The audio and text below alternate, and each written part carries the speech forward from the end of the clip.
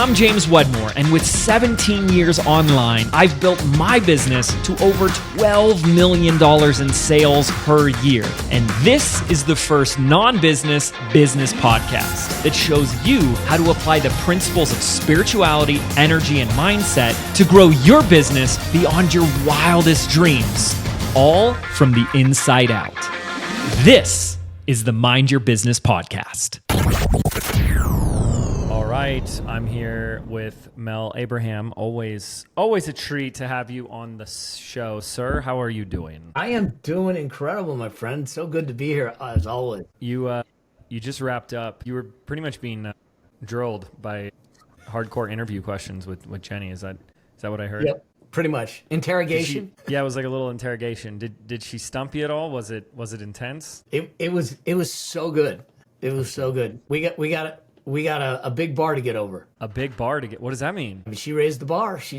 It was a great conversation for that episode. Oh, okay. Like, what happened?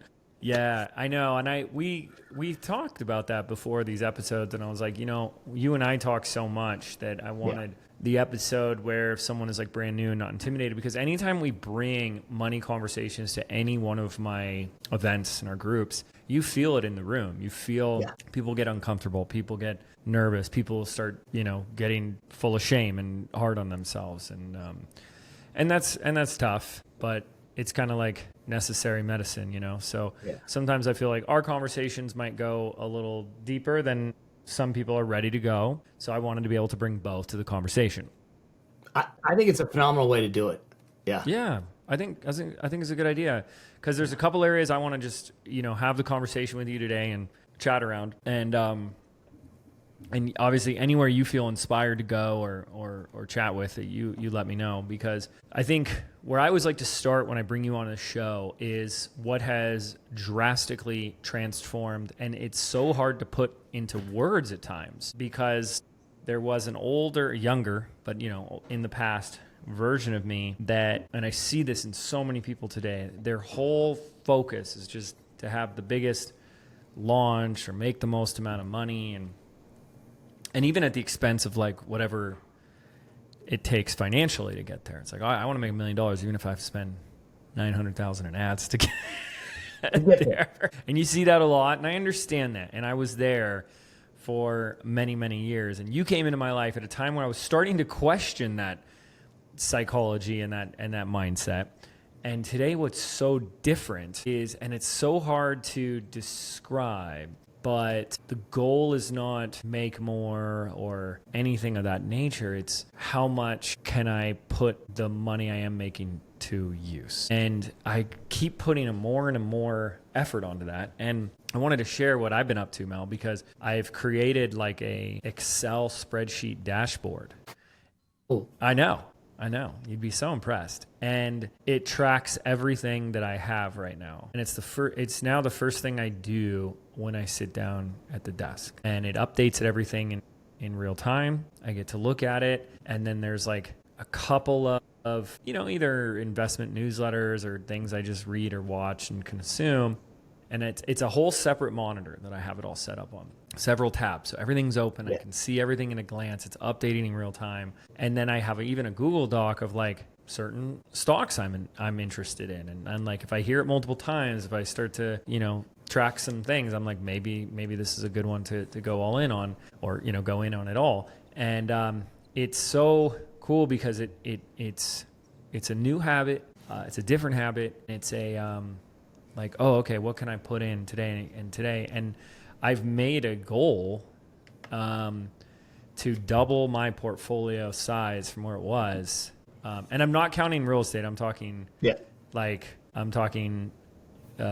stocks, a little bit of crypto. We can talk about that today, and precious metals. Yeah. And to double that, and for the last about 35 days, I'm tracking it every day.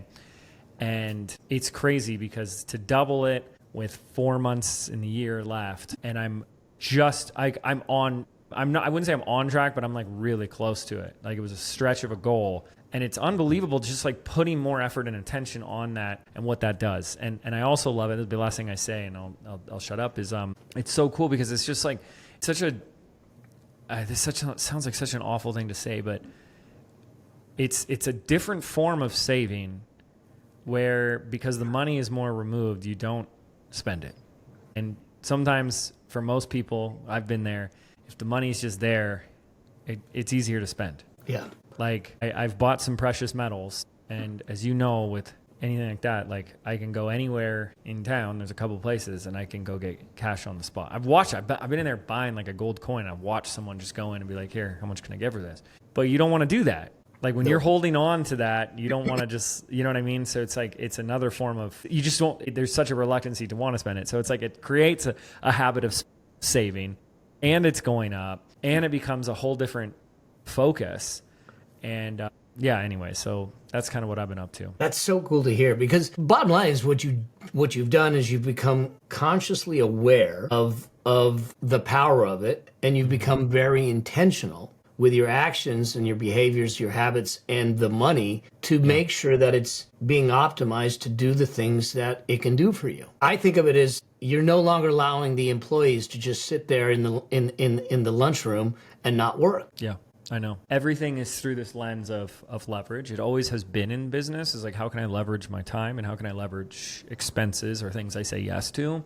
But you really see how it's like, how can I leverage the money that you are making? And that really makes sense. Hearing the things that we've heard you say over the years can feel foreign to people until you're doing it. So that's like, you got to get in. Because if you made $100 today, what would you be telling someone to do? And I want you guys to hear this, that it's what you've said. So I want to go beyond this today, is it's like to get you into that habit so that you're just always doing it, whether it's 100 a day or 100,000 a day, that habit is there. How could someone look at $100 coming into their business in a day? Well, when you say look at it to what to do with it. Yeah. So here's the thing, and I know I've said this before, but what we need to do is when it comes to our business, is to make, in effect, a line item in our P&L related to our financial future. In other words, we make money, we have revenues, and then we have costs, ads and graphics and social media and all that stuff. Make your financial future a cost center. And it's not going to be a deduction and all that, but allocate the cash, because what's happening is too often we do all the gymnastics of our business, and then we look at the end of the day, end of the month, end of the week, end of the year, and go, what do I have left? Okay, and then I use that. But that's really building a financial future on scraps. It's not. It's not making the financial future a priority. The job, okay, when we look at business in general, the primary purpose of business isn't about making a profit. And I know that for an accountant, that's blasphemy. But here's what I believe all businesses are meant to do. They're meant to improve the human condition by providing solutions that solve problems that are a need in their world. And the byproduct of doing that, focusing on that, is something we call profits. And when we're intentional with how we're going to improve the human condition and those profits, the byproduct of that is financial freedom and choice in life. But where we fall down is we're not intentional along the way. And what I'm hearing from you is that's what you started to do. Yeah. Yeah, and I think it's just as you've said, it's the habit of it. Like, it's not the amount. It's not you need to be making a certain amount in order to start. And it really doesn't matter what the amount is you contribute today or invest today or whatever. It's the habit of it. And it's so true, because it doesn't just compound from the financial aspect, but it compounds in form of the habit itself. And why I think there's just another layer to this that I don't think people will really click until they're doing it. But what you said, which is going to obviously like ruffle some feathers, because it's like, well, yeah, businesses do have to make a profit to stay alive, but you're right. You should serve a function that's a positive, does good. That's why you exist as a company. And to stay alive, you have to, if you spend more than you make and you run out of money, you can't keep going. But we as humans are also less driven by money than people think that they are. Like when you don't have any and you like look at television, movies, and you want you want all the nice things, it can motivate people, but it becomes less motivating when people get their needs met and, they get the things they want. It doesn't have the same drive for most people. And in, keeping business and like me doing this for 19 years, it was a long time ago that money stopped driving why I do what I do. But there's something about the game of what you're setting up beyond it. So, that I can't really quite put into words. Obviously it's what you do, but it's like, you get to play this other game over here. And as long as you play it, by and large, you're winning it. Yeah. Because how many people do we know? And I've been there myself. Like, don't get me wrong. I've been there myself, and I just caught it really early where like someone will be successful in business, and as soon as it comes in, it's all gone and they spend it. And when you can sit there, and I've looked at things that I've had for now years, and I'm like, wow, that's amazing that I have that. That's amazing that that's grown, and it becomes a completely different game you get to play here. So yeah, I guess my question is if someone had cash come in, like what would you say like the habits should start to look like for that individual? Like, what if someone's making a certain amount of money every month and they can kind of predict their profit? Yeah. What should they start to do with that? So with this, the first thing is to get really, really clear on the intention behind what we're building something for. If we're chasing just a number, then it's easy. And I did this, okay, where I was just looking for a number. I needed that magic $1 million. And when I got it, I said, okay, now I need that magic $5 million. Right. And I just kept moving the goalposts, and I found it empty because I was moving to a number. Objective isn't the number. The objective is the life, the impact that we want to create. Because when life happens, when the business has a challenge, when you have a struggle, it is that will carry you through, not the number. So the first thing I think is to attach the outcomes to something outside the bank account that is meaningful. That's one. Two, then is to say, okay, I know that I have this hum of income that's going to come in. Yeah. And if it were me, one of the first things that I would do is decide on a specific percentage that gets automatically distributed out of the business to you and automatically goes into investing. Now that can be done in a couple of different ways. One, the business itself could create its own retirement plan, its own 401k, defined benefit plan if it makes sense. And then it's happening for you right in the business as money is being made, and it gets allocated and it gets invested. Out of sight, out of mind, different account. The alternative is it comes to you first personally and then automatically gets invested. And you hear me saying automatic over and over again, but the key here is that if you allocating your profit, you building wealth, you using money takes a lot of effort, you'll do it just like a diet for 3.5 weeks, and then you'll stop. And this is a long game. We're talking decades. We're actually talking generations if you do it right. And so that means that everything we create has to be sustainable. And the more we can automate, the more sustainable it will be. Out of sight, out of mind. I don't have to worry about it. It's happening in the background. Yeah. Is that why you think most people don't do it? Because this is a very long-term game for the average person. Yeah, I think that most people are looking for the quick hit, especially in today's world. Yeah. What they don't understand is what I call the wealth creation curve in my book, is that the first part of any wealth journey is in what I call the wealth flat line. And here's how the numbers work. People don't realize it, is that let's say I want to hit that magic $1 million.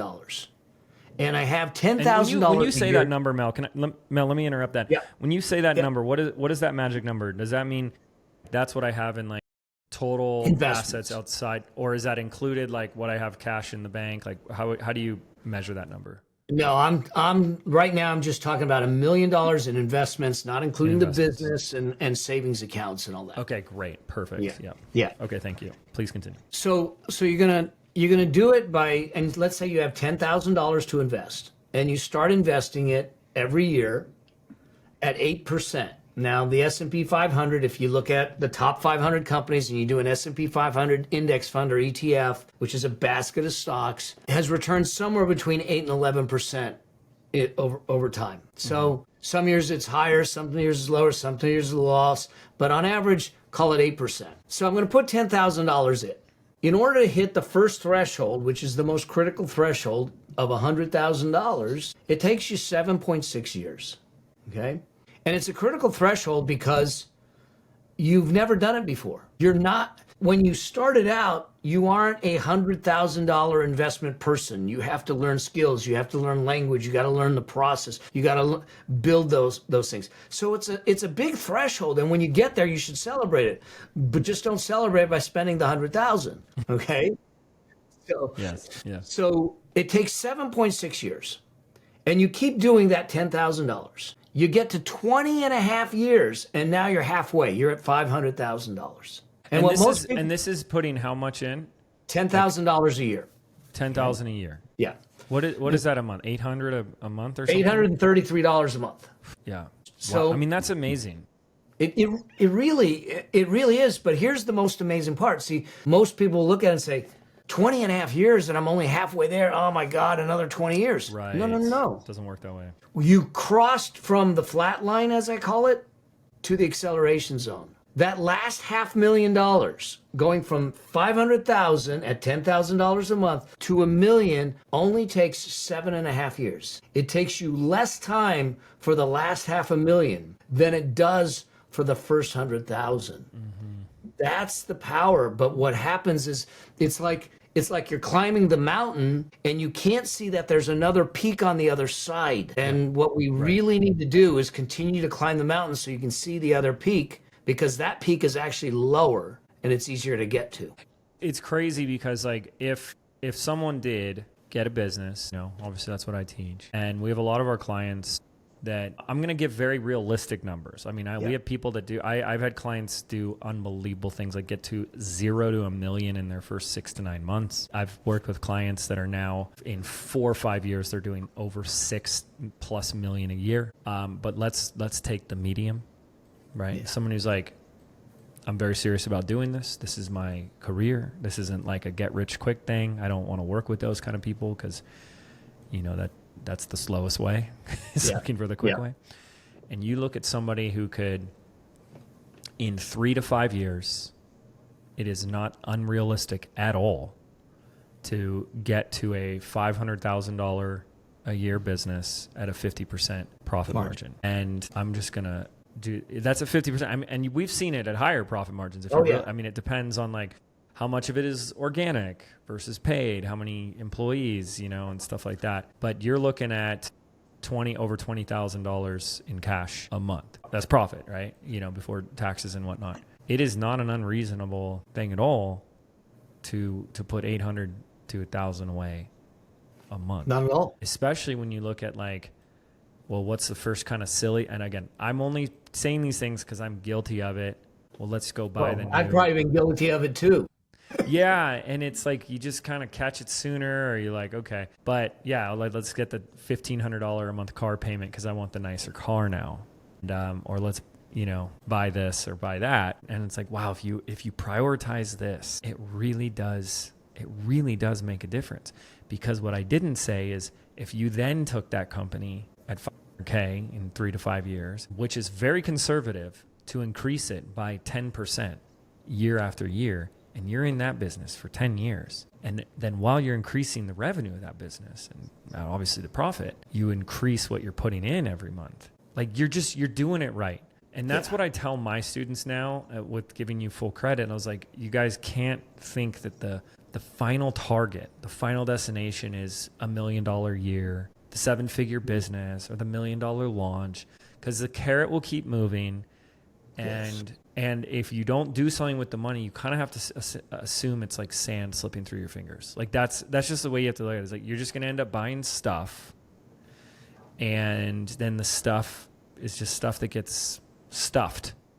Yeah, thrown away. Well, it's just stuff, And you can think about that example, my example, a little differently. If you choose, and it's a choice, to spend $833 a month on something that you actually don't need, but it's to impress other people or whatever, what you're really doing is squandering $1 million Yes. net worth that you would have in 28 years. Yeah. And so, Yeah, if you looked at the cost be of intentional. Yeah. You can do it. Yeah. But most people don't think in terms of the opportunity cost or the cost of doing that. And you say, do I really, like, I've got an expensive car. Now I bought it cash and I got a good deal because of things with them and everything. But I've had it. It's going on 2 years. I think I got 4,000 miles. I don't drive it. Like if I went and got, my favorite car in the world is an Aston Martin, and they're like $280,000 or more. And like, we could do it, but why? Who am I trying to impress? Right. And it's going to sit in the garage. Yeah. And then if I go drive it, I'm going to be freaking out that someone's going to ding the door and all that. I go, no, I love the car. I love my freedom more. I feel the same way. And I love, have you seen that quote from Jim Carrey? And I'm going to botch it, of course. He's like, I wish everyone would get rich and famous so they could see how like unimportant or how unnecessary it is. And it's funny. It's like, if the goal is just to compile a bunch of money, I think you're missing the point. It's create the money making machine and do things with that money so that it's growing. So I want to do some rapid fire questions. Some I want to spend more time. Some I want to go really fast. Let's start here with this one. We got to spend some time on. So we're recording this episode right at the end of August 2025. I want your take right now on the current state of the economy.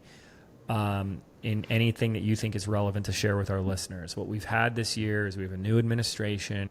We have a lot of fear, panic, uncertainty. We've got stuff going on with the Fed and tariffs and a lot of noise in the media and the news. And even the opinions people have on what's going on in the economy sound more divisive. Like you hear two people talking, I'm like, are you talking about the same economy? Because it's like the exact polar opposite.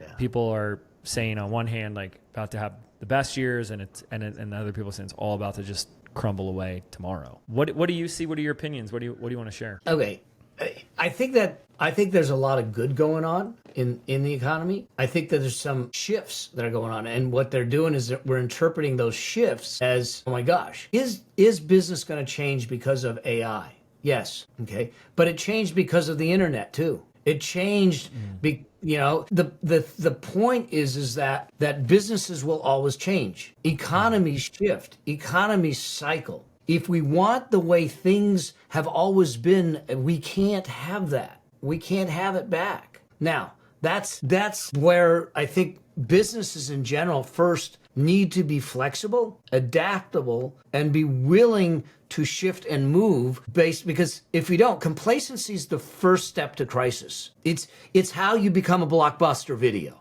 okay? Because we think that we have the business model and we don't shift with the change. And so are things shifting and changing? Yes. Does it put some things potentially in jeopardy? Yes. Are there other opportunities? Yes. And that's the thing that I think is probably missing. Now, there's some statistics and there's some data out. We saw jobless claims recently go up a little bit, which was kind of raised a cautionary flag going, wait a second. There was some talk with Walmart that said, it looks like tariffs are starting to hit us, and that might have a trickle down as we go into the fourth quarter. And so if we have a situation where tariffs start to impact and create more inflation, we have a labor market that starts to soften, then we may see some shifts. But that's exactly why the Fed right now has chosen not to do anything yet, because they're waiting to see where the dust settles. Now, Powell just talked a week ago, and he's indicated that there's a possibility that they drop the interest rate in September at the September meeting. In September, yeah. Yeah. And that was the day that the market jumped like 800 points. Now, is that really going to... When did he announce that? Was that last... About a week ago. Yeah. Okay. Yeah. And then can you just share, like, if he drops rates in September, do you know what I mean, we're talking like a quarter of a point? Yeah. And at best, it's a quarter of a point. People will say, well, does that affect us? Here's how it affects us. Yeah. And here's how it doesn't. When the Fed The Fed sets the rate for what's called the federal borrowing rate. It's the federal funds rate. So it's the rate at which is charged between banks for overnight borrowing. It's not your rate and my rate. Right. What rates it will affect for us is potentially credit cards, HELOC loans, and that type of thing. It won't affect mortgages right away because mortgages are tied to the 10-year yield, not the Fed funds rate. And so the drop of an individual rate will have some impact.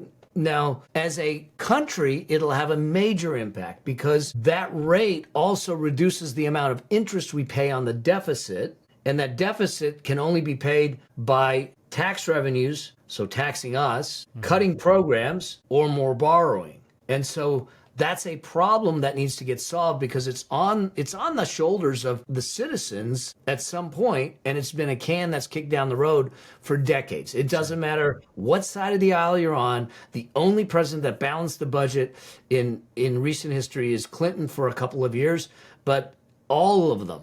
So I don't care, red, blue, it doesn't matter, okay? The fact is that they're overspending and they're borrowing. So they want the interest rate drop because it helps us as a country, which means that there's less likelihood for tax increases and those kinds of things. But here's what I think is ultimately going to happen.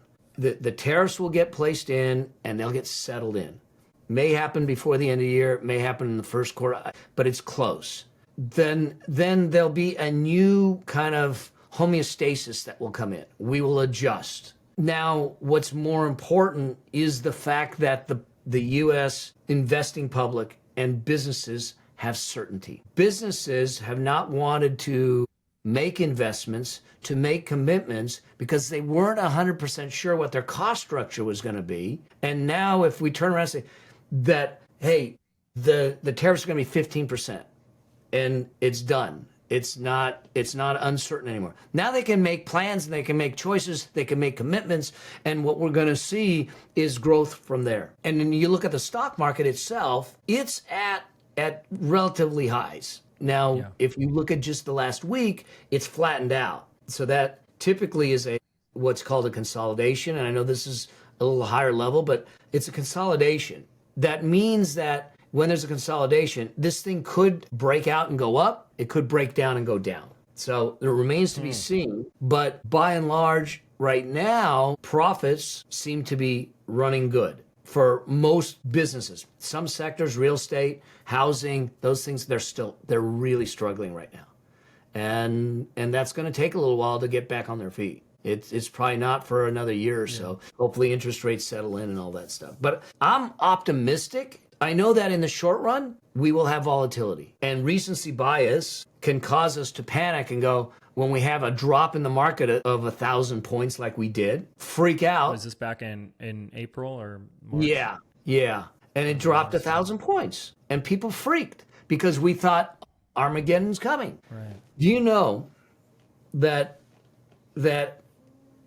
if you invest, there was a study done for $10,000 put into the market in 2002 for 20 years.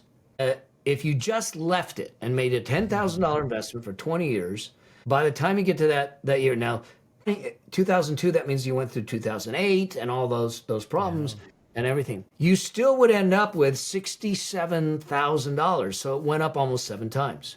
But if you try to get in and out of the market because you were scared and you weren't sure and all the uncertainty and you're not investing long term, and you missed 10 of the best days, okay, so that's like 10 days in 20 years. 10 of the best days in the market. That $67,000 now becomes less than 30. It cuts it in half. Insane. And so we have to have a long-term perspective to do this. Here's the other side of it. 7 of those best 10 days came in a down market. And so if you allow the down market to freak you out, and we'll talk about how to navigate that, and you panic and get out, you potentially cut your returns and growth by at least 50% or more. Yeah. And that happened to me. I mean, I did the same. that. I had I think it's just, maybe it's a rite of passage, but I saw some gains and I was like nervous of what was coming down, and I cashed out, and was I wrong? Just leave it. Like, what are you doing? Unless you're like professional day trader and that's all you're going to do all day. Yeah. Which I don't have the luxury or the desire to do that. Yeah. That's so fascinating. Well, here's how to navigate that. Okay. This is why I think in my book I talk about this idea of the wealth priority ladder. We have to build an unshakable foundation. And that unshakable foundation is built on making sure that you have your debt in check and that you have your liquidity in place. And what that means is that, and this is why I've said, okay, an emergency fund is 3 to 6 months. I want a peace of mind fund 9 to 18 months. And here's the reason for it. Let the market drop 20%. I have the cash to not have to cash out things at a loss and allow it to recover and do some things and use the cash for opportunities, but also to use the cash to keep me alive in my business, in my life during the down times and the volatility until we get back on our feet. And the market goes up 8 out of 10 years. And if we happen to be in one of the 2 years that it's down, you just got to get yourself through it. And the way to do it is you have that foundation in place, and the investments will do what they're going to do. Yeah. Well, let's talk about inflation for a moment. If Fed lowers rate even 0.25%, does that increase the potential for inflation, or is it the opposite?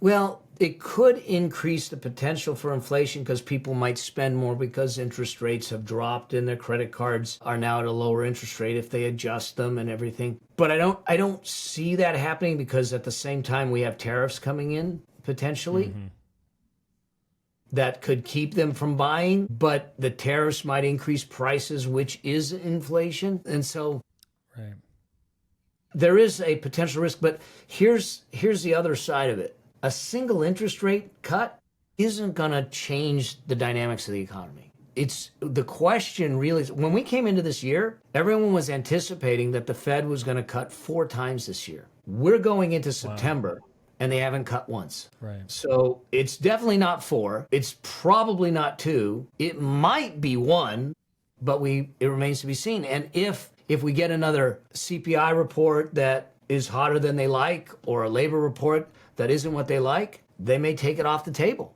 and say, we're not going to do it. Right. It's not set in stone. No. Right now. So I read something recently, and it was a concept called greedflation. Yeah. Have you heard anyone talk about that? Where basically prices have just stayed high since COVID and whatnot, and people are paying them. And do you feel like you see that a lot? Like things do seem far more expensive today than just a couple of years ago, yet someone, obviously we speak mostly to business owners, but someone who probably is in a similar like salary, that hasn't increased, but expenses have today. Wages have not kept up with the costs. And I've heard the term, I've seen the term. I think that, look, companies, they may be doing that, and I can see them saying, look, if they're going to pay it, why am I not just keep charging it? Right.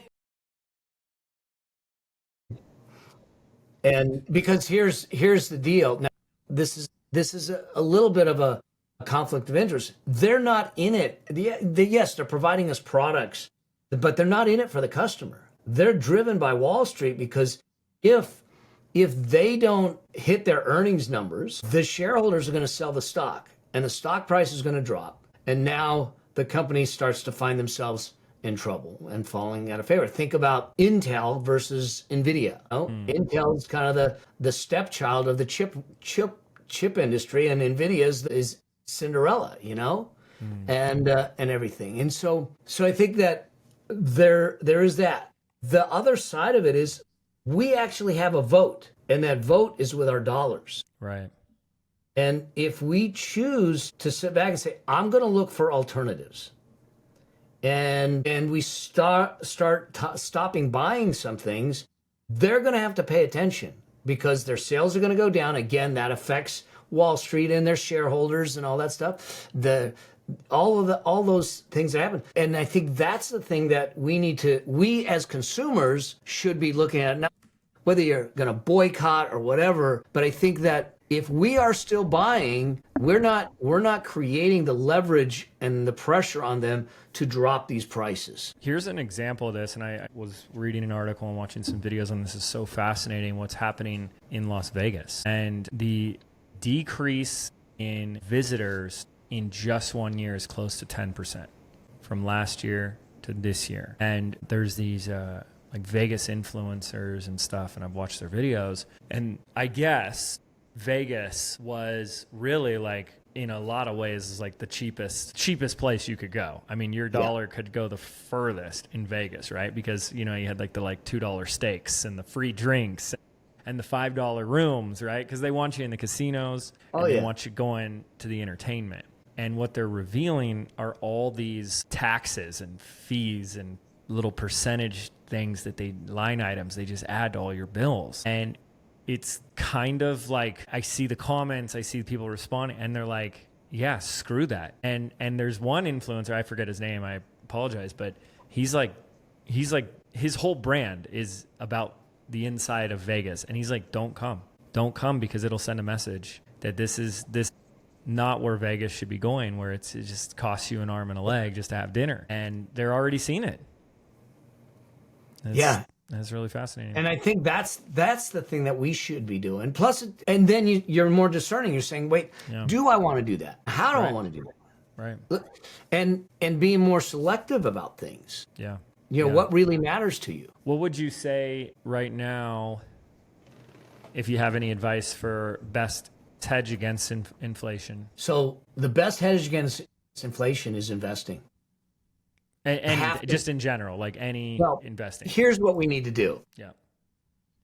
Inflation erodes your buying power. In other words, the dollar that you have today might buy, it won't buy the same amount that if you wait a year or 2 years. I mean, that is the biggest argument for investing. I mean, right there. It is. Melting.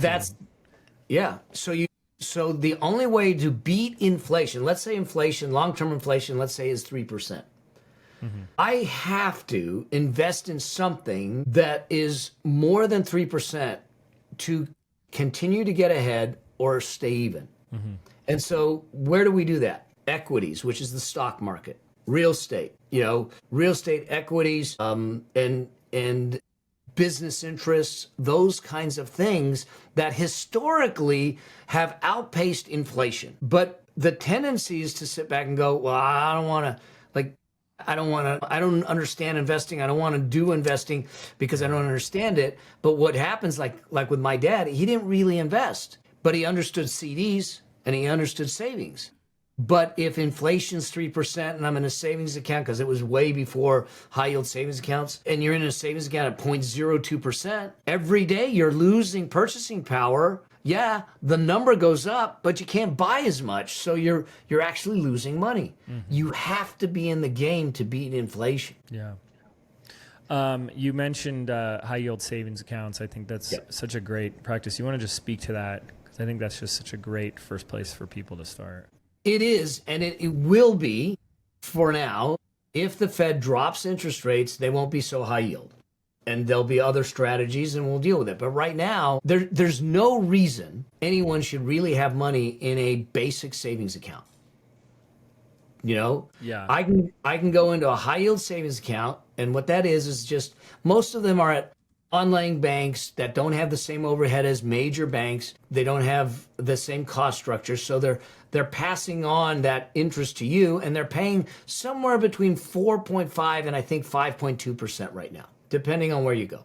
What would a normal big bank pay? They're probably paying 0.2%. Wow. Yeah, it's not much. But here's the key with the high yield savings is I want it 100% insured.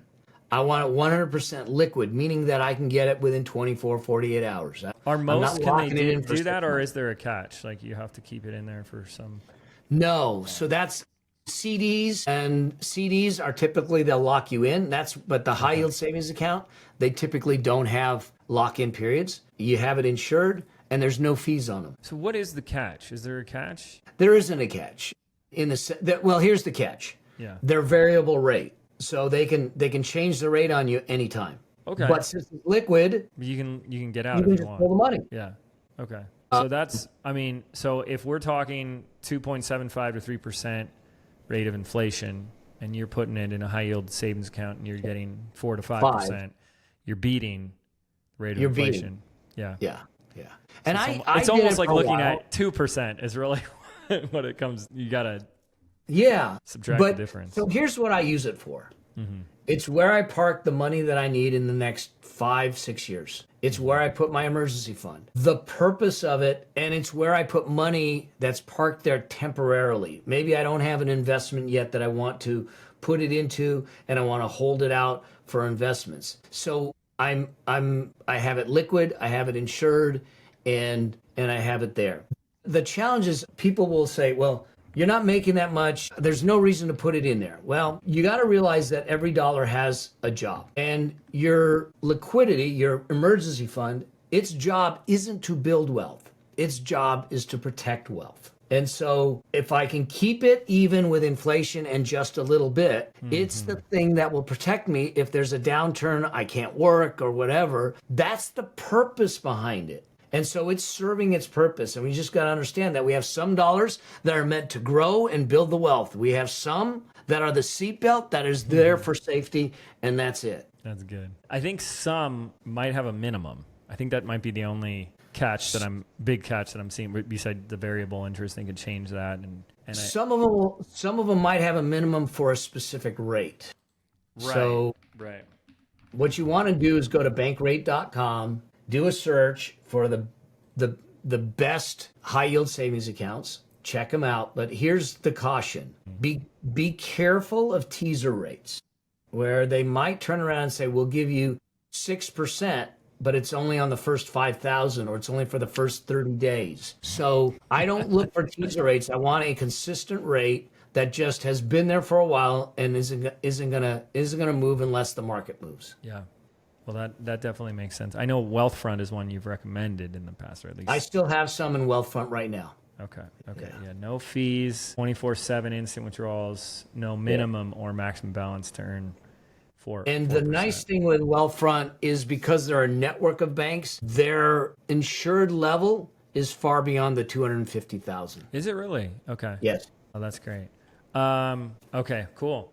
So, what are your opinions, if you have any, right now on? I know this administration is pretty bullish on Bitcoin and some crypto stuff. What are your opinions on the old Bitcoin right now? I told you this privately, but I woke up because I had a bunch back in the day, and I guess I had left just 0.1 of a coin, and it was $500 worth, and I logged into an old account and I had $20-something thousand sitting there. I was like, that's remember when you've found $20 in your old pant pocket and you're like, this is my lucky day. That was my lucky day right there. Go check the couch cushions. Right? Oh, that was nice. What are your thoughts? Here's the thing. I still think it's a speculative investment. Yeah. There might be a place for it in the portfolio. If someone wants to roll the dice and thinks that this is their path to riches, I caution against it. But some people will make it, and a lot of people are going to get hammered. It's highly volatile. I think it's got more acceptance and it's got more legs to it. The fact that it's in ETFs makes it easier to get in and out of. So I think that there may be a place for it in the portfolio. I don't have any right now. And if I have, did you ever have any? Did you ever buy some? I did. Okay. I did. But it was so cumbersome back then to get in and out, and then the stable coins and all that. I just said, you know what? Here's the other side of it. I don't need to take those risks. And so I just said, I want simplicity, I want ease, and I want peace of mind. And so I walked away from it and took my gains and walked away. And so would I consider doing it again? Maybe. But if I did it, it'd probably be through an ETF or something like that, where I'm not really navigating it. But here's why I still have a challenge with it. When I invest in a company, a Google or a Meta or something like that, or an ETF, we're investing in companies that have a business model. They have cash flow, they have products, they have growth, they have services. The reason those companies go up is because they grow and their income goes up and there's something behind it. The only reason Bitcoin goes up or crypto, let's just call crypto, is if someone behind you is willing to pay more. There really isn't a business model. The blockchain isn't the business model. It's just the place where it's being transacted. So there isn't a business model. There isn't cash flow. And the only thing that drives it is getting more people in behind you to pay more. And if those people stop coming, that's when you have the drop. And so I still have that challenge with it. And it's why I probably won't ever be heavily involved in it. Yeah, because it's not just until they say it's a currency, but it isn't a currency yet. It's not. I mean, we see it being used, but I'm not someone that's screaming to the hills for it. And I know there are people that do. Well, it's just both sides. I mean, it's just as many on each side. I mean, there are people right now coming in saying with all their data and research that it's going to go to 2 to 3 million a coin, you know, and could double to triple in the next 12 months. And then of course there's what you said is so great. I think you have to have both sides of it, because there's a conversation of, I don't know, what happens if there's a cyber attack or, you know, something of that nature. And it's like, it's gone, right? And it could be. I mean, I think you have to take it with that level of risk that it, boom. You do. And you got to think about about the people that are in it are huge evangelists. Like, I get it, because I was in at 2,000 or 1,700 a coin. I get it. And I think when you're in it and you watch that money grow, you're just like, you're more a Bitcoin fanatic. But one of the strongest things in humanity is the feeling the need to stay congruent with our past decisions. And so if I'm in it, okay, but we're never wrong. But here's the other side of this. Mm-hmm. The only way that something has value, and it doesn't matter what it is if you have a person on both sides of the equation, a buyer and a seller. Yep. So there may be people that want to sell their Bitcoin for $1 million. If there are no buyers that want to buy it for $1 million, you're not getting $1 million. Just the same as it's exactly what we said about the businesses. If we don't like the prices, stop buying. They're going to have to drop the prices. Mm-hmm. Mm-hmm. There has to be both sides of the equation. Otherwise, there is no transaction and there is no value. Yeah. What I'm also hearing in your sharing is you have a philosophy. And that's the philosophy you use as a criteria for what you choose to invest in. And it becomes the rules for you, that you use the rules and the philosophy, not emotion or excitement about the, like, I don't want someone to hear that I said as a fact there are people speculating that Bitcoin will go to between 2 to 3 million right now. That is a fact that people are saying that. But someone could go, ooh, okay, I'm all in. Whoa. So there's just as many people speculating the opposite. Well, maybe not the same amount, because there's definitely the Bitcoin fanatics, but there's definitely people on the other side of the camp that is like, it's something bad's going to happen to it. And I've always told people, just be like really careful with that. If you're going to go down that, the average person is like, you have to be prepared that it goes to zero. So then my question is there's like an intersection with MicroStrategy, MSTR. Have you invested in them? Because they own 226,000 Bitcoins. Yeah, no, I have not. Not directly, but in some of my funds that I own, they are invested. Of course, yes, yeah. But it's really interesting, right? Like, here's this company, and they're like the largest holder of Bitcoin, I believe. So as Bitcoin goes up, their stock goes up. Their stock goes up. You invest in this company, and it's like following the trend of the value of Bitcoin. But it's really interesting. Yeah, it'll be interesting to see where it goes. It's been fun. Like, I remember you and I having conversations in New York City. Have you heard about this thing? This was 2017. Yeah, it was about Bitcoin. Yeah, I have heard. I don't know what it is. I don't know what it is either. It was 2017. And I remember like 3 months later, I was like, okay, I went down the rabbit hole and I bought some. And I got in at like 1,700 and I sold it all at about 12,000. I'm like, this is amazing. 12,000. And I was like, there's no way it's going any higher than this. And then it went to 20 and I was like, I don't believe this. You know, to get to 122 or whatever it did the last month is just insane for me. And I just I don't know how it happened. I'm so grateful it did. I must have left like 300-400 something in there in an old account. something intuitively, I told me, like, you should go look in that account. And I followed that intuition, and I'm like, holy cow, I had like $21,000 sitting there. Like, that was amazing. So Found money. yeah. And then of course you do that thing where you just hitting yourself that you cashed out back in the day, but what can you do? Yeah. You said something earlier that this is the thing to be aware of, the whole emotional, philosophy and everything. You said, listen, how did I get in a Ponzi scheme? My emotions got involved. When our emotions get into this, if you start to feel like Bitcoin or whatever it is, a dopamine hit when it comes to your finances, it's the wrong thing. Yeah. It should not be adrenaline dump. It should be boring as hell. You know, it's so funny how similar our philosophies are, because that's what I tell people in business, and they don't like to hear it. I know. Like, just follow your passion, do what lights you up. And I'm like, yes, and business should be boring.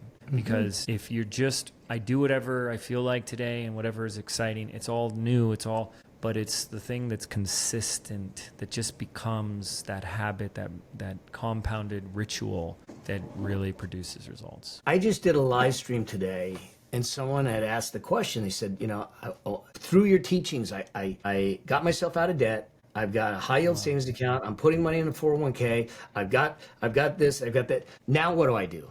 I'm like going, what do you mean? Keep doing what you're doing. Yeah. It's like, okay, Mel, I went to the gym. I lost 20 pounds and I feel great. I look great. Now what? Keep going. Keep going, baby. Just keep going. It's a lifelong process. You just keep doing it. I'm doing everything that I'm talking about every day. Yeah. And I'm allowing it to grow. I don't look at it and go, well, that worked for now. Let me throw it all out and let me start anew. And you and I both have seen it where people want to just burn down their whole business or their life and say, okay, I'm going to try something completely different. Why? I know. It's working. It's working. Yeah. Yeah. It's like, that's why I go back to what I was saying before. Like, it's still hard for me to put into words how powerful and transformative this is, but it's like having this game keeps it so dynamic and fresh, you know? But yeah, so beautiful. Okay.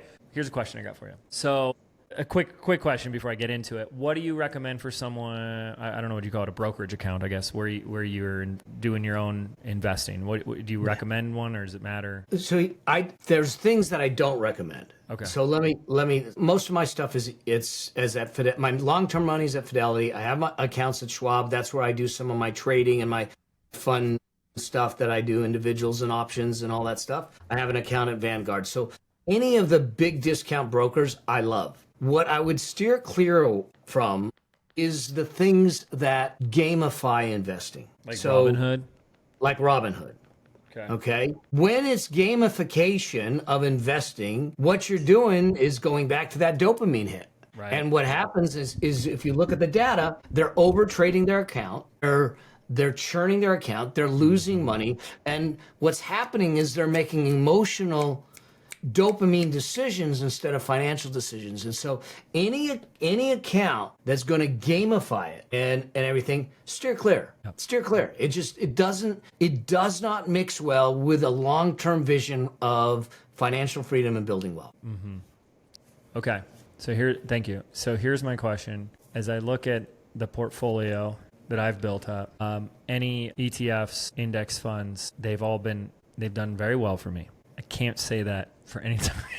I choose to just invest in a company that I like or I'm interested in. And it's unbelievable, the difference. Like, it's embarrassing. I am like 10 for 10 on my ETFs and my funds. And I'm like 1 for 10 on my individual ones. So I guess my question first is, because I want to speak to this for a while. It's like, because I think that's where people go, right? Is like, it seems like a whole world of how to choose. And I'm like, I'm sitting here and going, I don't know how to choose an individual company and say, I've got a winner here. I really don't. The only way I'm doing that is if I like the company. Clearly, that's not a good enough strategy. So have you ever in your life thought, hey, I kind of like this girl, and you get into a relationship, and then when you get into to who she is and really start to understand her, you kind of go, what the heck was I thinking? Yeah. No, never once. Okay, good. It's probably the wrong analogy to use with you, but and then it costs you a lot of money. Yeah. Yeah. No, never. It's a completely unfair. You're playing two different games, the ETF and the index fund compared to individual stocks. Because my guess is, depending on the ETF and the index fund, the very company that you might have invested in might also be in the ETF and the index fund. Yes. Okay, but you cushion the blow, because if I have 500 companies in an ETF and 10 of them go bad, 190 are still doing fine, and now you're okay. And the statistics and the data show, even the hedge fund traders, the big guys and gals with the big computers and the Wharton grads and all of that, they might beat the market 1 year, 2 years, maybe 3 years. Right. But long term, 8, 10 years, they can't beat the market consistently. So if the big dogs can't beat the market, you and I can't either. We can't pick them. So I think this is so important, though, for you to say, because huge. I think this is what intimidates people, is like, how do I pick? And I mean, I'm going to give you some examples. Okay. So when Rivian first, I don't know how often, once they went after, I invested in them. I don't know when like their IPO was. You did. But I remember you doing it. You invested in them before they had the recall. That hurt. That's still, I'm like, hey, maybe in 10 years it'll change. That was painful. I invested in Lululemon because I know they're a great company in the organization. Alibaba. Monday.com. This is our project management software. And we're just not going to talk about the results, but it's painful. And I'm sitting here going, here's companies that I know. I have some connection to some degree, and I like them, and it's gotten my ass kicked. And I'm like, unless I'm going to sit down and learn everything about how to read the financials on a company and and stay up to date with the news of what the investors have. What I'm getting at is maybe just a simple answer is like, unless someone's willing to go down that route, are we saying like we should probably avoid that 90% of the time? There's no reason to do it. It's so fascinating. Especially when you're starting out. There's absolutely one of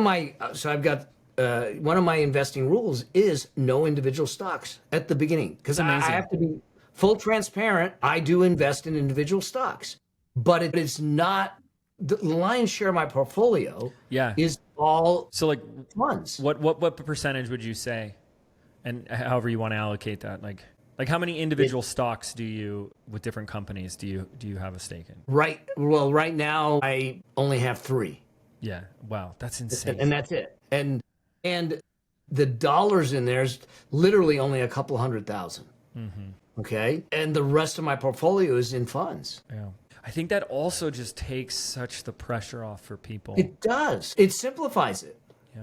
There's no reason not to do it. If I do individual companies, individual stocks, I've lost money. And it's the opposite for any index fund. It's like, wow. So now, index funds can go down when the market goes down and everything. Of course, yeah. But you still have the cushion of diversification. But it goes back to what you're saying about like if you do it over 20 years, you're gonna see the average of 7 to 8%. So wow. Because if you truly want to start investing in individual companies, you should be reviewing the financial statements. You should be getting on all the earnings calls, listening to their guidance, looking at the analyst. I mean, you really need to dig in, because you're betting on that company, and this is why there's just too much risk. There was a guy, and I talk about this when I teach sometimes, First Republic Bank. So he invested in First Republic Bank at about $220 a share,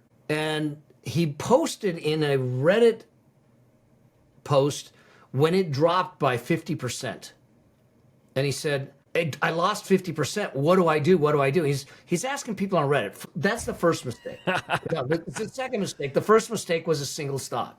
And then I look at it, and he posts the chart and everything. And then literally a week later, he says, it dropped another 50%. What do I do? What do I do? Well, all of a sudden, he's down where the stock is at $20 a share. And his next post, he said, I'm freaking out, because this was everything I had. And First Republic went to 0. I don't know if he ever got out. Oof.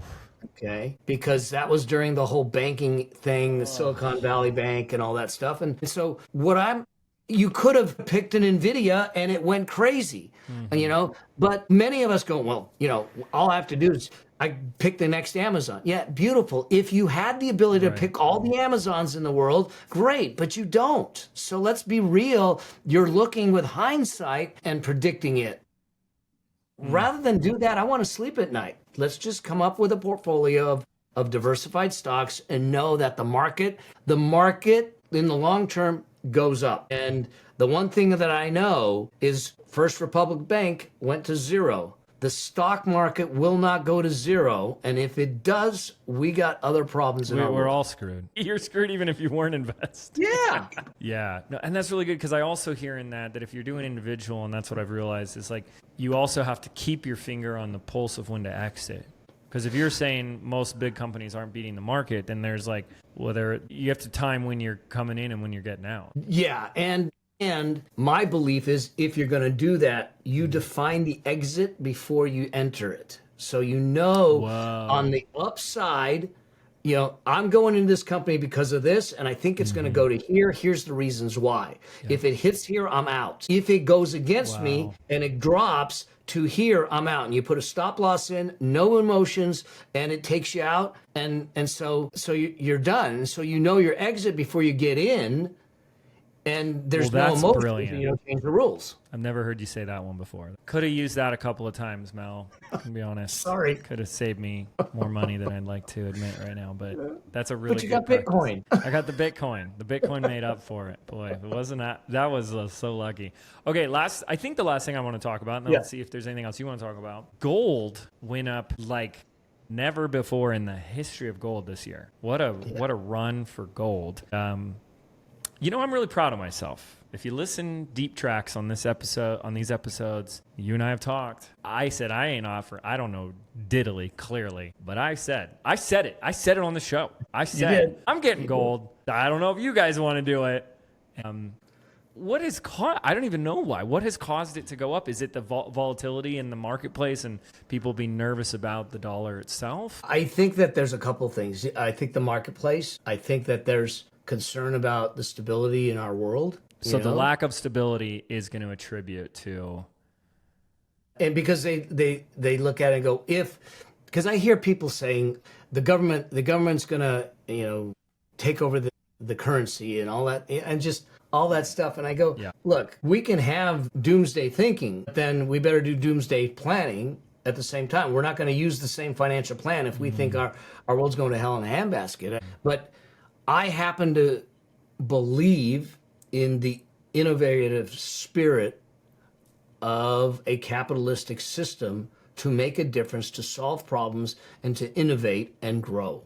I think that there's a resilience there amongst humanity to do the right thing in the right way in the long term. And Amen. Part of that is positive. Yes. I love the positive outlook. I need to believe that to do the things that I do. Yeah. But historically, as much as there have been bad players here and there and bad seasons here and there, historically, that's played out. Humanity has won every single time.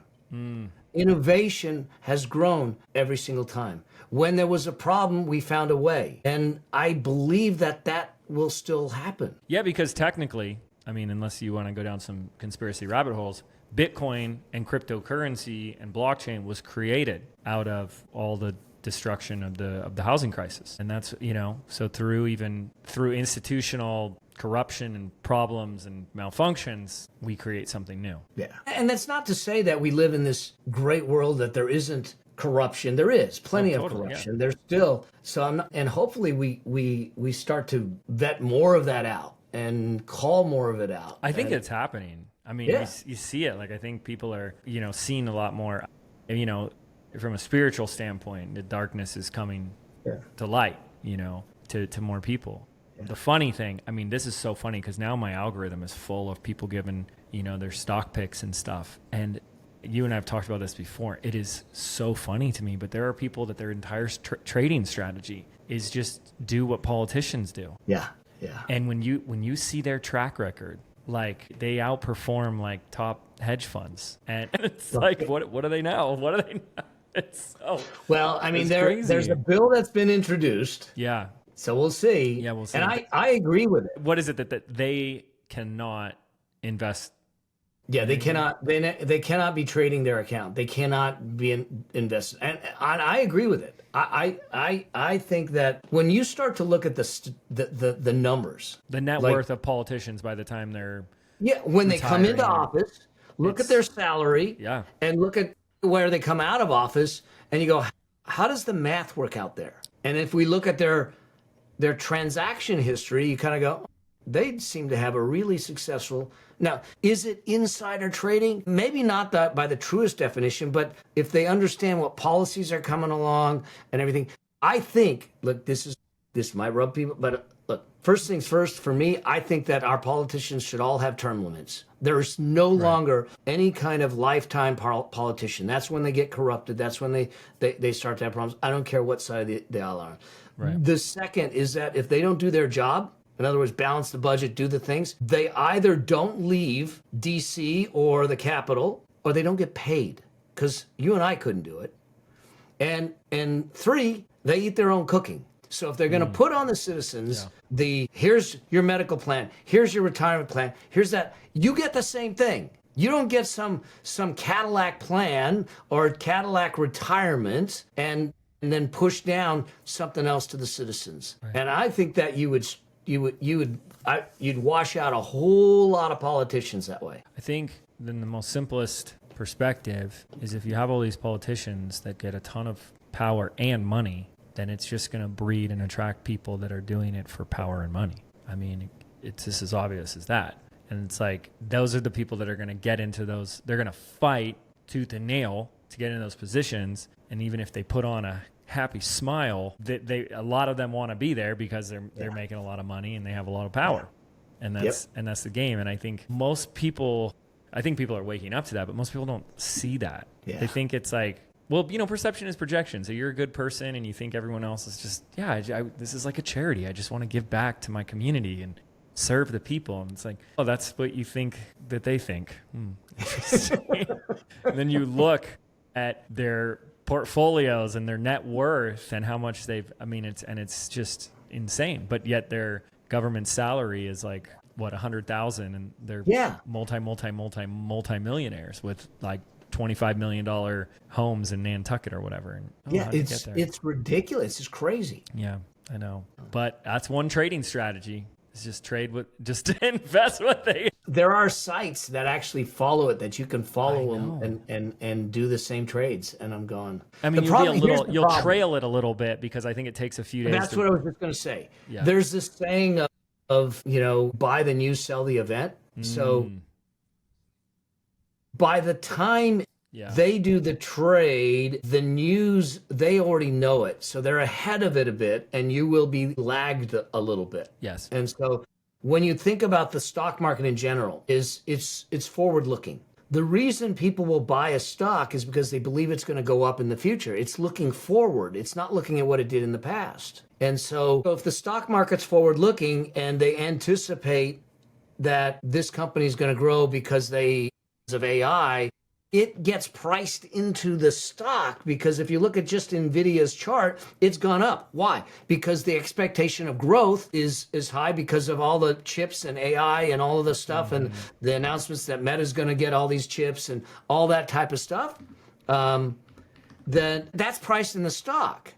Or just take Apple, for instance. Apple's talking about a completely new iPhone, and this is going to come out. Well, that's now in the conversation on the stock price. And people don't know why when they finally announce the phone, or when the phone comes out, why did the stock price drop? Because it was already in the stock price. Now people are looking and going, okay, we got the phone. What's next for Apple? And if they can't look forward and say it's going up, then they're going to get out of the stock and say, I'm going to take my gains and I'm going elsewhere. Yeah, that makes a lot of sense. I sold NVIDIA years ago. Can you believe that? I was in. I think I got in like very early with that, like early 21 or something. Like, so stupid, man. What you said is like I did that, and that's great. I've made a lot of mistakes, and I've also done a lot of really Great. So I think this might be my last question then. So it sounds like, Mel, from an investment standpoint, the stock market is the primary channel that you go. Obviously, there's diversification through index funds and whatnot, but do you feel like people should be more diversified in their investment vehicles over their life? Or it's like you pick your lane and you just know it through and through and master that? So I come at it with an eye towards safety first, growth second. Mm-hmm. And so sure. there's diversification and there's asset allocation. They're two different things. Okay. So asset allocation, we look at different potential asset classes. So real estate alternatives, those kinds of things. Why do I start with stock market and ETFs and index funds? One, they're simple. Two, they're easier to get into. You can get into them with $50, $100, $1,000, $500. Three, they're liquid. Okay. Four, there's less friction. So I like other investments when you have critical mass to your portfolio, and that if something goes against you, it doesn't destroy you. And I know that you love real estate, but you came from a real estate background, a real estate family. Yeah. I love real estate, but I don't own a ton of it. And the reason I don't own a ton of it is a lifestyle choice, for one. And that is, I don't want to be a landlord. I don't want to deal with it. Okay. But if someone's just starting out, the concern I have with them starting with real estate is they can't get into it for $500 or $1,000, so they delay getting into it. Yeah, because I had to save the money. The down payment. For the down payment, because I wanted my goal. And I mean, it was definitely the young James with the gratification of the thing I want. I didn't do the starter home thing. I didn't do because, as you know, I was born and raised in Laguna Beach. We were neighbors. So I wanted to stay in Laguna. You can't get a starter home in Laguna Beach, California. So a starter home, I would have had to go 30 minutes inland, but now my team and my office and my family is all there. So I just held and saved and accumulated and acquired, and then boom. And I see that now. It's like, okay, there could have been a smart stepping stone strategic move to get you in the game sooner. Exactly. And here's the other thing. It keeps you in the game if something goes wrong. The ETFs have done well. The individual stocks didn't do so well. But if I've never bought a property before and I screw up on the purchase, and this has happened to a friend. He bought an office building. Okay. He bought an office building and he wanted to redo the roof and the ceiling. And it was a small office building. But nonetheless, the contractor comes in and he looks at the roof and ceiling and says, there's asbestos in here. He says, well, what do I need to do? He says, we need to remediate, get rid of the asbestos. But in order to do that, you got to get all your tenants out. So we got to get rid of the asbestos. That cost him $150,000 to get rid of the asbestos. He's got his tenants that he had to relocate. Then he did the repairs after that, which also and he's not collecting rent. And he's not collecting rent, but he has to pay mortgage, property taxes, insurance, all that stuff. And now he's got to get it released, and get tenants back in. So why I push real estate up a ways is because if you do a bad deal early on and it's the only thing you have, you don't have diversification, you're toast, you're done. Toast.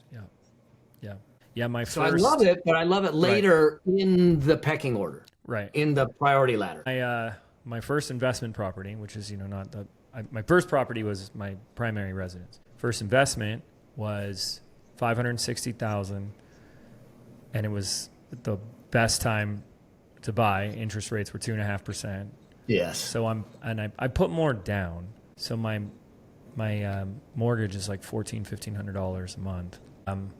We short-term rental that. So we're making, on the best months during like post-COVID and everything, when it was just like Sedona was just going off, we're doing $16,000 a month and booking on average across 12 months. I'm sorry. Yeah, $15,000 to $16,000 a month on a $1,400 a month mortgage. And I was like, okay, that's a home run. Yeah. And I intentionally chose a property that needed nothing. It was a magical fit. The person had remodeled the home for his mom, but then his mom got sick, so she didn't move back in, and they just decided to sell it. So it was like almost like a brand new refurbished home that no one had ever lived in since the remodel. So it's turnkey. I just had to furnish it and we're good to go. And wow. So I gave myself like, let's make this as easy and safe as possible for me to get into this game. So I totally hear what you're saying. So your ability to make money in real estate and actually in any investment is on the buy side, not the sell side. Yeah. You got to buy stuff right. Yep. That's so true. I know. That was one of the first things I learned when I went down that path was money is made on when you buy. Yeah. The money is made on the purchase. Yeah. And I understand what that means now. Is there any, out of just genuine curiosity, is there any alternative investment vehicle that either you wish you had invested in or you like piques your interest today? So I had a number of alternative investments, and I'm slowly liquidating out of them as best I can. And the reason for it is they're illiquid. Mm-hmm. So like, I was just listening to some stuff about, some syndications on credits and things like that. And they're having a hard time getting out of them. And they're now extending them out. Now I'm in a different situation in the sense that I don't intend to go anywhere. I love what I do and I do things by choice and everything. But I'm going to be 64 next week. Good God, man. I know, I look so damn good, don't I? Oh, so old. And so I'm looking at things saying, I want to keep things a little more liquid. Mm-hmm. And if you go into alternatives, one of the challenges with alternative investments is they're not liquid. So if you're in it for a ride, and if it goes against you, you can't get out without taking an extreme haircut if you can get out at all. And so I'm institutional investors and long-term investors. A lot of them will, in family offices, they will invest in these alternatives because they can get higher rates of return than the market. One, two, the reason you use alternatives is they say that they call them non-correlated assets. So what happens is that they move independent of what the stock market's doing. They don't move with the stock market. So it's a different kind of diversification, if you will. And so there's some element to that. But I had a bunch of them for a while, oil and gas deals, leasing deals. Oh, wow. Real estate investment trusts, those kinds of things, natural gas. And as they've liquidated out, I haven't gone in. I'm you get to a critical mass that I'm like, just let it roll. And let's keep it down this lane, keep it simple, and I want it to be simple enough that anyone can run my portfolio. Yeah. Well, that makes a lot of sense. And maybe at a certain time when someone's, more risk, not averse, but inclined. And I think you just got to realize that if you're getting a higher return, typically it's because there's higher risk. Yeah. So just know that it doesn't come without risk, and they can paint a great picture, but some of these things have just not done well. I've had a few that didn't do well, that they repriced and then they cashed out and everything. Yeah. But that's the other side of it is I don't have so much concentration in one investment that it will destroy me if it goes bad. I made that mistake in the Ponzi scheme. Okay. So if an investment goes to zero, okay, I will pout. I will eat bad food for a weekend, but I'll get over it and it won't destroy our lifestyle. Yeah. So they're to it also. So I don't put enough into it.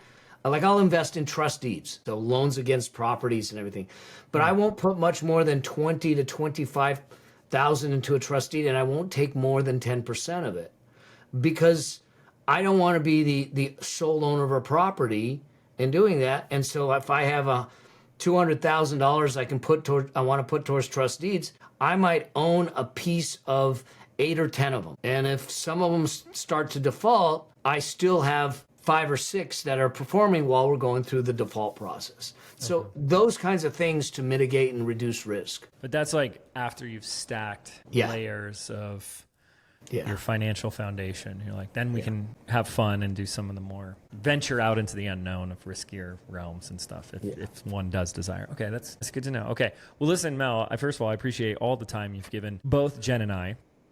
Heck yeah. You don't have to tell me which one is better.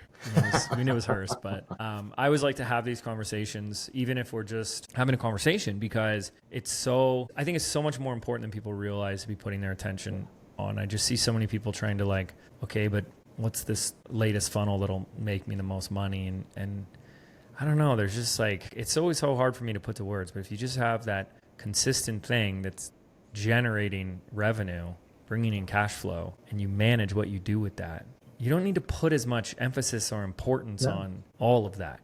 No. You know, it's not like it's not important, but you don't need to like be stressing out and losing sleep over all of it. If you're doing one launch a year, that's like going to Vegas and saying, I'm going to make all my income in 1 year. I'm going to roll the dice and I'm going to roll the roulette wheel and bet it all on black or red or whatever. And I'm not a gambler, but you know, and do that.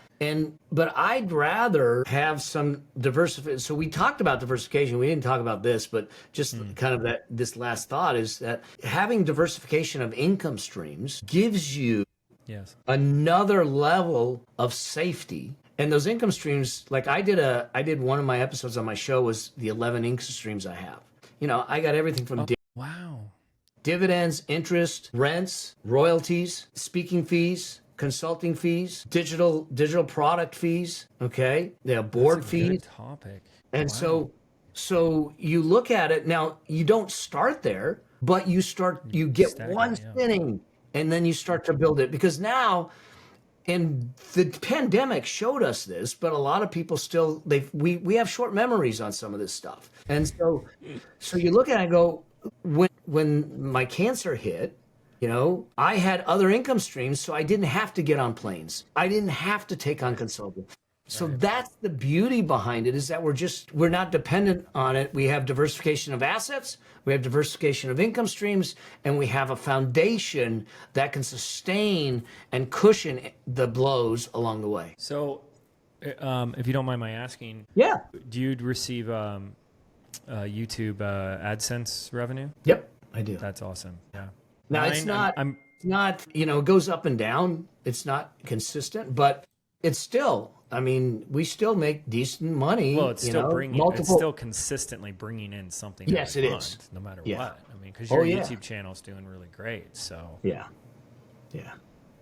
yeah, that's something that's really exciting. I mean, because it's another episode for another time. Maybe I should do one on that too, because there's such a diversification of profit streams and income sources that is available in business. Like the YouTube AdSense is one. I know people that are making a killing just through their YouTube channels. And that's just so awesome when you can just create great content and just get paid for a bunch of people watching your stuff, you know?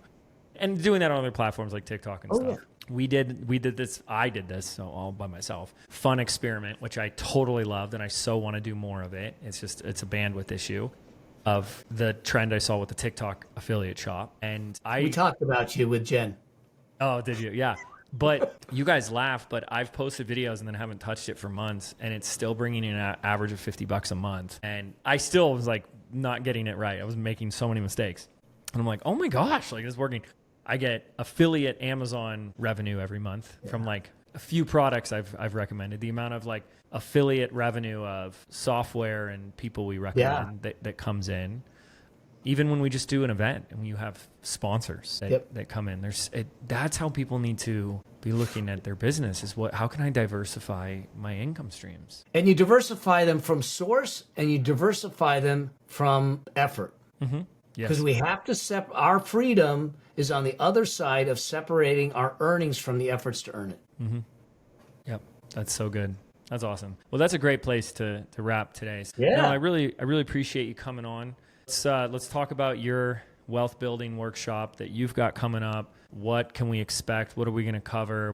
What's going to happen? It's called the Money Machine Experience Live. I'm so excited for this. This is a time where I get a chance to deep dive in 3 separate trainings into the process of building your money machine. The things that I do, the obstacles that might get in the way, the myths that maybe be in the way, and helping people actually plan. Start doing some numbers, putting some numbers to it, and getting things dialed in. So one, you can see the light at the end of the tunnel and the pathway to make it happen. Now, it doesn't matter where age stage or where you're at. You might look at it and go, I got a steep hill to climb, but it's still climbable. Difficult doesn't mean impossible, but what is impossible is if we never get on the field. I want to get people on the field. I give them frameworks, I give them a workbook, and we work through it together to make it happen. And then we'll literally build it all out. And so you start to understand the principles, the processes, the frameworks that I've used.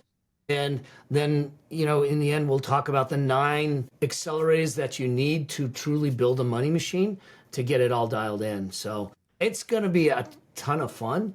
I love training, I love teaching, and I love seeing the light of hope in people's eyes. And so I'm looking forward to it. We're doing it live, and I get to see your faces virtually and have the conversations. Yeah, we're going to have a link for you guys in the show notes, but you can go to jameswhitmer.com/wealth and get registered. It's absolutely free. We recommend and endorse Mel because he's assisted both, Jennifer and I and so many of our peers and friends in the industry. And as I think on this and just kind of pull back to the 30,000 foot view of our conversation and the state of things, my heart goes out to someone who is in the 9 to 5 on a fixed salary and is not doing anything with the money that they are making, because I can imagine how hard it is and how much harder it can get if cost of living continues to go up and wages are not. So where my philosophy is I never really used to push the idea of you should have a business in the past, because I was like, maybe it should feel like a calling and you should really want to do it. And I'm kind of changing my tone on that one, because being your own boss allows you to control your financial destiny. I'm feeling like that's just more essential today than ever, that people have their own income streams, that they're their own boss in some way, and that you are doing something to invest that money, to be smart with that money. And I think today where we're at is that those are really a prerequisite. I keep watching these videos and these clips, Mel, and they're like the examples of like how much, the average salary in the US was in like the 50s and 60s. And not just the average price of a home, which was like, I think in like 1955 or something, it was like $25,000 for a home or something like that. My parents bought theirs in 58 for $27,000. Yeah. And you can look at, and obviously this is like, okay, before we went off the gold standard and stuff like that, but you look at the gap, whatever the percentage gap is of average annual salary to average home price. And it's the gap that's increased. Yeah. Like 400 times more. And, hey, if salaries and wages have matched it, it's, you have some inflation and stuff, but you still can afford it. So I just look back, I'm like, at my own life and how like blessed and lucky I feel that I've made some right choices to start a business and to go all in on that business, and then meet someone like you, crazy old guy, giving me a pointer or two where I didn't just make a bunch of money and just do stupid shit with it. And we've done some stupid shit, but not a lot. There's definitely a percentage in your portfolio that is marked off for, well, do stupid shit, but it's 5%, not it's 100%. Yeah, you gotta like when we just both went out one day and bought $10,000 Vespas, why not? The same day. Yeah. And why not? And I did it just to get in. I said, give me a deal better than James. Otherwise I ain't doing it. Yeah, because that's all that matters. Yeah. Just need to beat James to the punch here. But that's a blessing, and I just feel like today for someone to thrive, those need to be in place. And what do I know? But we're very blessed. We're very blessed to be business owners in a country that supports small businesses, and then to be in this industry where most of my listeners are in the coaching and digital product space, where you don't need factory retail space, 10 employees, you don't need all these startup costs, you don't need investors, and you can, and still you have people that complain. You know what I mean? But it's like, this is the best of the best. What a blessing. And if you're doing playing both of these games, you're making some smart moves and setting yourself up for long-term success. And I'm not here, I look at like my role and like, I want to help people. And it isn't just to like come up with a marketing funnel. It's like, I want people thriving. Yeah. And we can't not have these conversations that Mel brings to the table if we're going to talk about living your best life and thriving. So I'm really grateful for you, Mel, what you've brought to my life and that you continue to bring to our audiences and our listeners. It continues to become, in my experience, more important, which is fascinating to me. It's like why I keep bringing you on is it's like more and more relevant to people. Yeah. So That's wonderful. Okay, Mel, thank you so much. Thank you guys, our listeners, for making it to the end, hanging out with us, spending so much time with us. I really appreciate it. We'll see you next time here on the Mind Your Business podcast. Take care.